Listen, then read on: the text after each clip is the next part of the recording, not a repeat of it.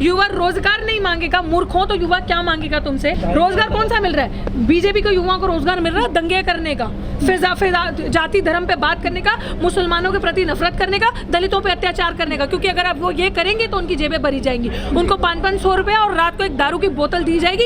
ये रोजगार मिल रहा है। ठीक है, क्या जो युवा अगर रोजगार मिल रहा होता तो जिस तरीके से अभी युवा भड़का है और रेलें जल रही हैं और जिस तरीके से देश के अंदर देश की इतनी बदनामी हो रही है बाहर के लेवल पे, देश का इतना बुरा हाल हो रहा है, वो नहीं हो रहा होता।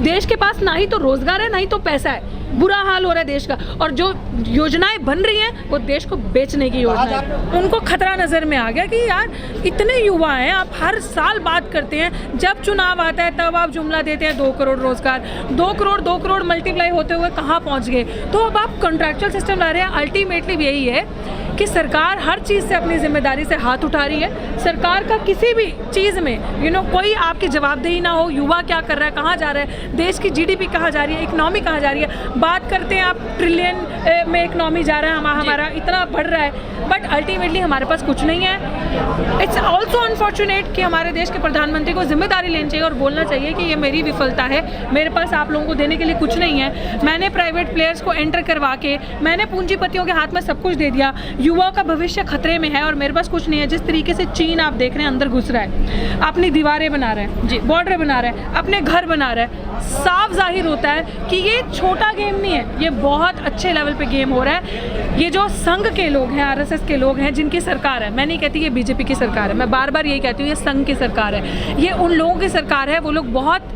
अच्छी तरीके से बड़ी बड़ी कंपनियां जो चाइना के साथ भी इन्वॉल्व होके, उनके साथ भी इन्वॉल्वमेंट करके इस देश को बेचने का काम कर रहे हैं। इस देश की जवाबदेही उनके हाथ में ना रहे, किस तरीके से ये देश बर्बाद हो, ये उस चीज़ का काम हो रहा है। अच्छा, आपको तो ये भी दावा किया जा रहा था 2 करोड़ रोजगार मिलेंगे, आपको मिले 2 करोड़ रोजगार? आपको तो बड़े बड़े दावे किए जा रहे थे कि मोदी जी की तरफ से make in India, new India, digital India. क्या हो रहा है? आपके पास नौकरी है? सीधी सी बात है, सरकारी समझिए इस चीज़ को, ये जो वादे किए जा रहे हैं, ये वादे इसलिए किए जा रहे हैं ताकि आपकी सरकार से कोई जवाबदेही ना रहे। 4 साल के बाद आपको क्या गारंटी है कि आपके पास आपका संविधान भी बचेगा? ये नहीं। 2024 में आपके पास ये जो आप सोशल मीडिया है ना, सोशल मीडिया भी दिया हुआ यूट्यूब जो आपको देन इस देश की नहीं है, ये भी दी हुई देन आपको विदेश की है। तो क्या गारंटी है आपके पास कि सोशल मीडिया भी रहे बात करने के लिए या नहीं रहे? आप 4 साल की बात कर लें, वो तो बड़े अच्छे अच्छे जुमले करते हैं कि 4 साल 5 साल बैठ के आपका शोषण करते हैं, आपको ठगते हैं, 4 साल और की आपको कहानी सुना देते हैं। तो युवा ना बेवकूफ़ नहीं है। ये अभी जो ट्रेलर आप देखते हो ना मूवी के, ये जो अभी हुआ है ना, जो ट्रेनें जलाई गई हैं, ये बहुत ही आहत दी है इस चीज़ों ने हमें, क्योंकि ये युवाओं के अंदर भरा हुआ रोष है और ये ट्रेलर है। इसके आगे अगर इस तरीके से ये सरकार करती रही तो पता नहीं क्या होगा।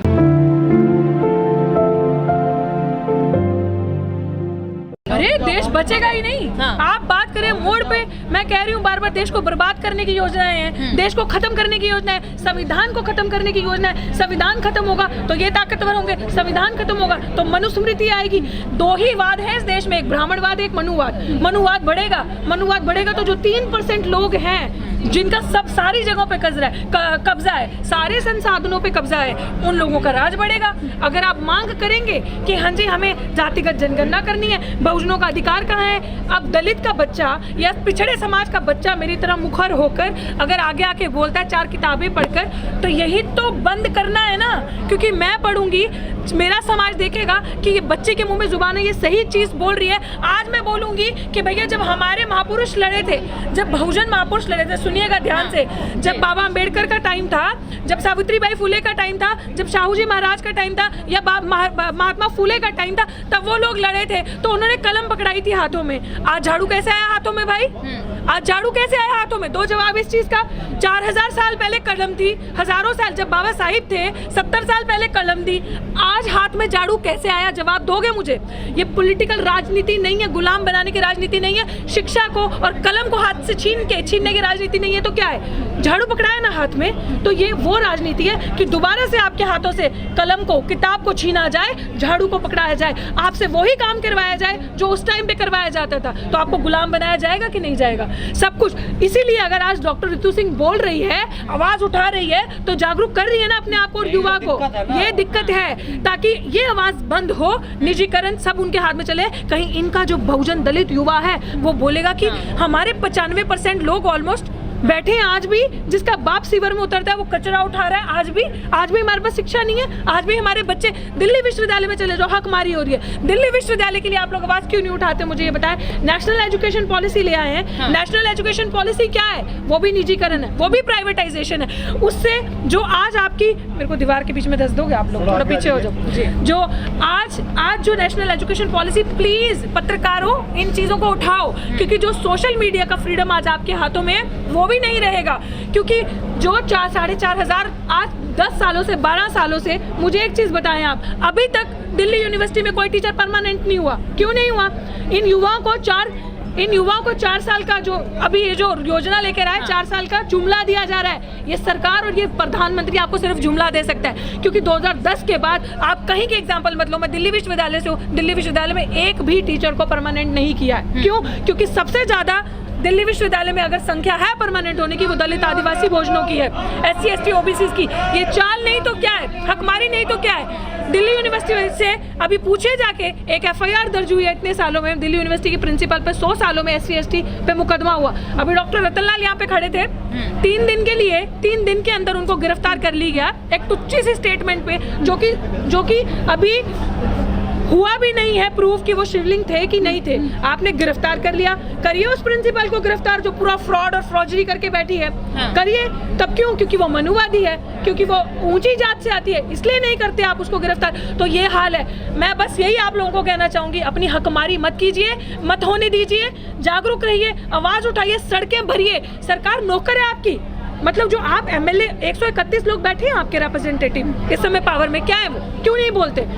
आपकी जितनी संख्या है, आपने उन नौकरों के हाथ में सत्ता दे दी है। इसलिए मैं बोलती हूँ, लोग सामाजिक अपलिफ्टमेंट की बात करते हैं, सोशल अपलिफ्टमेंट की बात करते हैं, बट सोशल अपलिफ्टमेंट तभी होगी जब राजनीतिक अपलिफ्टमेंट भी होगी। उसकी भी बहुत ज़्यादा ज़रूरी है, दोनों पैरेलल चलनी चाहिए।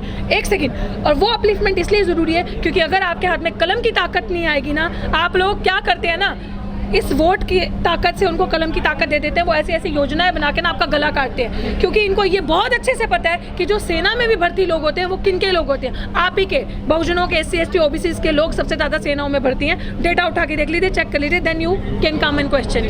दैट्स अनफॉर्चुनेट कि प्रदर्शन ने बहुत वायलेंट मूव ले लिया कि ठीक है आपने चीज़ें जला दी, ट्रेन जला दिया। It could have been a peaceful protest, जो कि हम हमेशा मांग करते हैं कि किसी भी चीज़ का कोई भी सॉल्यूशन ये है कि आप पीसफुल प्रोटेस्ट से अपनी मांग कीजिए।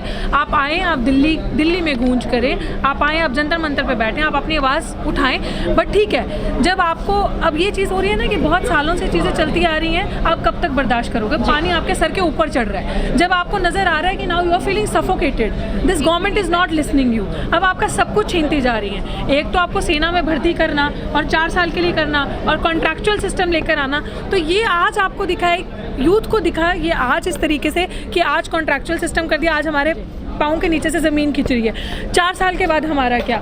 मैं वही चीज़ कह रही हूँ कि इसी चीज़ पे बात आती है ना कि सबसे पहली चीज़ क्या है, संविधान ही हमारा खतरे में ना, लोकतंत्र खतरे में है। आपकी बात मैं टोटली अग्री करती हूँ कि उनको दिल्ली आने से रोका जा रहा है। वो मतलब ये इस देश में इस तरीके से होगा कि हर तरीके से आपको ऐसा किया जा रहा है, सप्रेस किया जा रहा है। आप आवाज़ उठाओ तो कहाँ उठाओ? वो जो मूव था देखने को हमें भी लगेगा, जिस तरीके से मेन मीडिया दिखा रहा है कि आग लगा दी, ट्रेन जला दी है, इस तरीके से, और बातें कर रही है मेन मीडिया, इतने करोड़ इतने लाखों का, इतने करोड़ों का खर्चा हो गया, इतना बर्बाद कर दिया पैसा। तो आप ऐसी पॉलिसी से क्यों लाते हो भैया जो इस तरीके से बर्बादी हो? यूथ चाहता है, लोकतंत्र है हमारे देश में, कॉन्स्टिट्यूशन है, संविधान है, संवैधानिक तरीके से वो चाहता है हम प्रोटेस्ट करें, हम अपनी आवाज़ उठाएं। जंतर मंतर एक ऐसी जगह है कि जहाँ पे आप आवाज़ कर सकते हैं, दिल्ली कूच कर सकते हैं और अपनी आवाज़ उठा सकते हैं। जब आप उस जगह पे भी आने के लिए रोकेंगे, जो कि हो रहा है, सुनने में आ रहा है कि जो इंटरव्यूज आ रहे हैं, जो viral, yes that's what I am saying, जो चीज़ें वायरल हो रही है वहाँ पे आ रहा है कि हमें तो यहाँ तक भी आने नहीं दिया जा रहा, तो हमारे पास बचा क्या? तो उनके पास बचा जो उन्होंने अपना एंगर दिखाना था, अपना एक डिमॉन्स्ट्रेशन के थ्रू में उन्होंने उस तरीके से दिया। मैं वही तो कह रही हूँ, मीडिया तो मोदी जी की भी अच्छाई बताती है। आप मुझे बता दीजिए 2014 के बाद से एक भी काम इस तरीके का किया हो मोदी जी ने जो अच्छा हो, आप मुझे बता दो। तो यही चीज़ है, मीडिया आप क्या एक्सपेक्ट कर सकते हैं बिकाऊ गोदी मीडिया से? बार बार ये टॉपिक भी अब घिसे पिटे लगते हैं। वो आपको किस चीज़ की, जो जिनकी जेबें जिनसे भरती हैं वो उनके लिए अच्छा ही बोलेंगी ना। मीडिया बिक चुकी है, जो वो पेंशन ले रहे हैं उनको कोई दिक्कत नहीं है क्योंकि अपनी जेबें भर चुकी है, अपना काम हो चुका है। कहीं ना किसी तरीके से I can say it on record, बिना किसी डरे उनकी जेबें भर चुकी होंगी। बीजेपी से, संघ से, इसलिए वो ये बकवास टीवी पे आके खुलेआम कर रहे हैं। और जिन चैनलों पे वो ये बातें कर रहे हैं वो चैनल भी किनके हैं ये भी ध्यान में रखने की जरूरत है। मैं वही चीज कह रही हूँ कि जो आप, ठीक है आप ये कह सकते हैं 80% युवा है जिन्होंने बीजेपी को वोट दिया था, लेकिन बीजेपी को खाली वोट युवा नहीं देते, बीजेपी को वोट वो मशीनें भी देती हैं।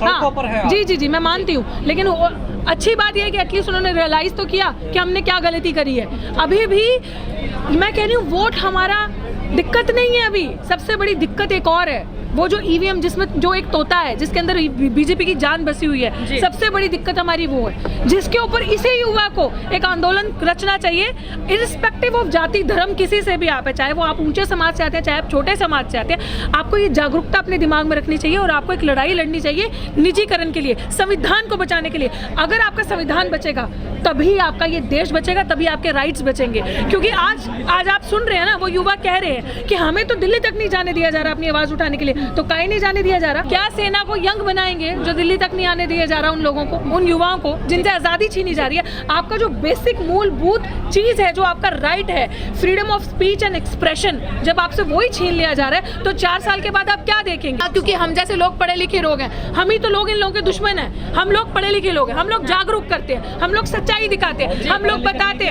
बताते हैं कि ये जो सरकार बैठी है ठग लेगी, ये जो सरकार बैठी है सब कुछ बेच देगी, निजीकरण कर देगी, 4 जो इनके पूंजीपति दोस्त हैं उनकी जेब में भर देगी, आप लोगों की जेब में से पैसा कैसे निकाल के ले जाएगी, देश को बर्बाद कर देगी, गुलामी आ जाएगी, वर्णाश्रम दोबारा आ जाएगा। हम आपको जागरूक कर रहे हैं इसलिए हम इस सरकार के दुश्मन हैं, क्योंकि कुछ लोग देश में बोल रहे हैं वो लोग हम हैं।